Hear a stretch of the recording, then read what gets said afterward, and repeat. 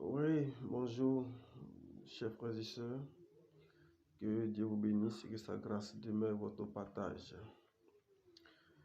Et je voudrais qu'on fasse lumière sur un passage biblique dans Matthieu chapitre 19, verset 5, là où il est dit: c'est pourquoi l'homme quittera son père et sa mère, s'attachera à sa femme, et les deux deviendront une seule chair.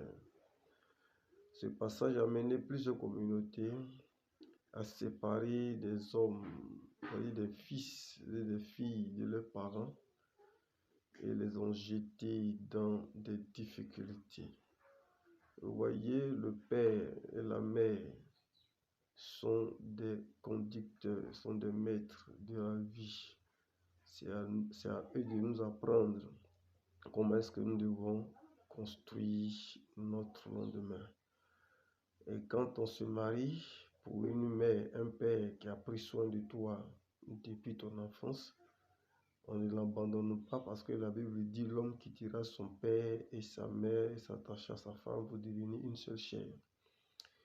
La Bible nous parle, mais nous devons avoir des oreilles spirituelles pour entendre ce que dit la parole de Dieu.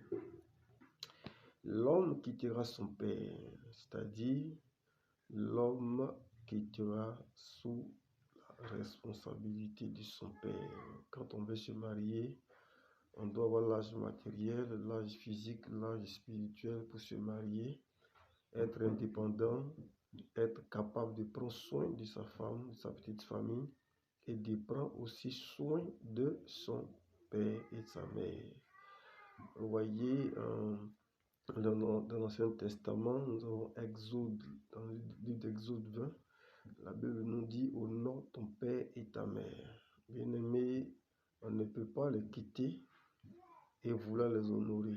On reste avec eux, mais on n'est plus à leur charge. On est indépendant et on les honore. Notre femme que nous épousons doit leur faire à manger, doit leur puiser de l'eau, doit prendre soin d'eux, parce qu'ils ont fait du même pour toi quand tu étais encore enfant. Mais beaucoup ont abandonné leurs parents pour leurs femmes. Beaucoup ont abandonné leurs parents pour leur belle famille et se sont retrouvés dans des endroits très éloignés de leurs parents, et ils n'arrivent plus à connaître le vrai bonheur dans leur foyer, parce qu'ils n'ont pas de guide, ils n'ont pas de maître, ils n'ont pas de personnes sur qui il faut s'appuyer pour être meilleur. Donc, chers amis, revenons à la vérité. La parole de Dieu ne divise pas, n'éloigne pas, mais réconcilie et unit.